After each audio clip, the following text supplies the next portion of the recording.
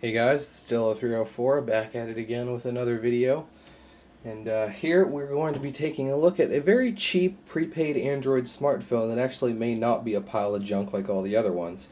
So today we're going to be taking a look at the ZTE Maven, which is a pretty new prepaid phone on AT&T. It's a Go phone, obviously. And a couple of my friends have this phone, and so I was kind of intrigued by it.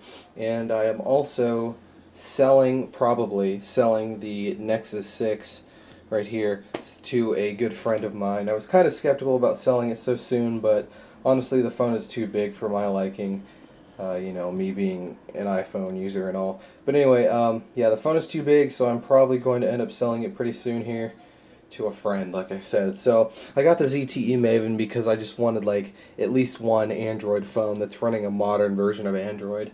So yeah, anyway, I picked this phone up, and this phone is actually not as bad as I was expecting. Like usually prepaid phones, especially ones this cheap, are pretty garbage, but this one seems to actually be pretty decent. And like I said, it's only $40. So let's go ahead and take a look at it. As you can see, it has a 4.5-inch display, so it's a pretty decent size phone here. Pretty small by today's standards. As you can see, here it is compared to an iPhone 6s, so it's a little bit smaller, so not too bad there.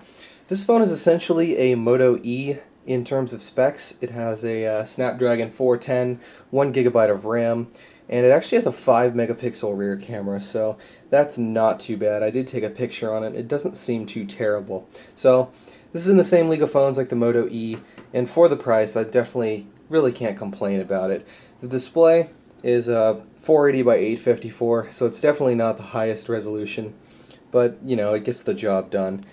The buttons here, as you can see, we have just these stock Android buttons. They do illuminate a little bit, so that's cool. I'll go ahead and unlock the phone here, and you can see that it is running a stock version of Android. So this is running Android 5.1, so a recent version. You can see there it is, Android version 5.1 Lollipop. So I'm actually pretty glad about that, because usually some phones, such as the Samsung Galaxy Core Prime, which is a cheap phone that has more or less the same specs as this, that was stuck on 4.4. So it's nice to see a phone like this run a near stock version of Android. And so one of the ZTE specific features that I have noticed is you can swipe down from anywhere on the screen and it will bring up the notification window. You also have things like Dolby Audio, the power saver, so it has a couple of ZTE specific things. And if you look, it is a little bit different in terms of UI design, in terms of the notification tray, and there are a couple of other things that are slightly different. But the dialer, things like the dialer, that's completely stock, so that's cool. I do have Google Now Launcher, or no, this is Nova Launcher Prime actually. And so, I like this. I'm glad that I'm glad that certain manufacturers, again, like ZTE, are taking a base stock version of Android and adding a couple of things to it, rather than other manufacturers like LG and Samsung that just pile a bunch of crap on top of it that overall mars the experience, especially on a low-end phone. Of course, ZTE has their own camera app here, so yeah, the camera is actually not too bad. Let's see if I can show you guys a picture that I took. So this is a picture of my laptop, obviously, and this isn't accurate through the camera, but it's actually not a bad picture given the phone. So it is a little noisy, but for a cheap little phone like this, it isn't that bad. The Moto E camera is a lot worse, in my opinion.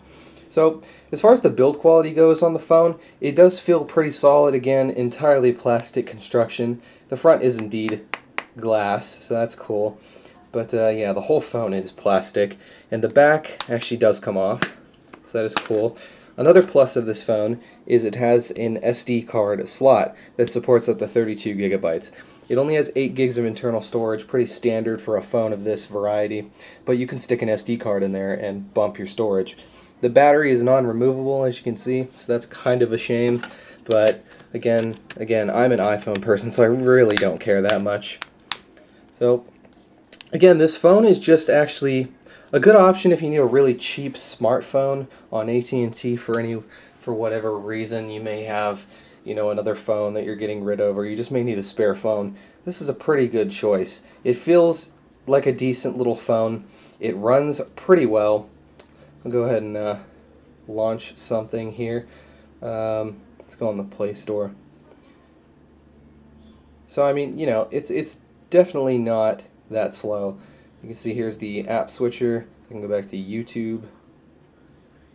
You know, it is kind of slow in that result. It only has a gig of RAM, obviously, so it can't cache a bunch of apps.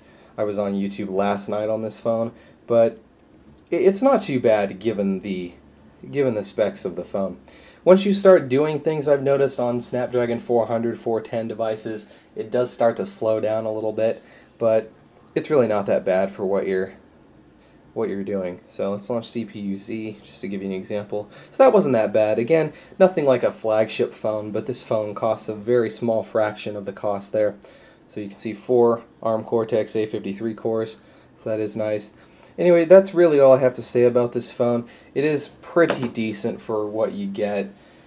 And yeah, if you need a cheap phone, there you go. The only thing I don't like about this phone that I can already see that's pretty annoying is that the screen is kind of crap. The resolution is okay, but the viewing angles, as you can see, are just garbage. Like, I'll go in the settings app, you can see it looks fine from here. Once you turn it up, look at that. The viewing angles are absolutely horrible. More so in this direction rather than the other way. So I can turn it this way and it still looks decent. But if you just do that, I mean, it completely washes out and it looks like garbage. So anyway, besides that, the phone is pretty decent. So that was a little overview on the ZTE Maven smartphone. Hope you guys enjoyed the video, and I will see you in the next one.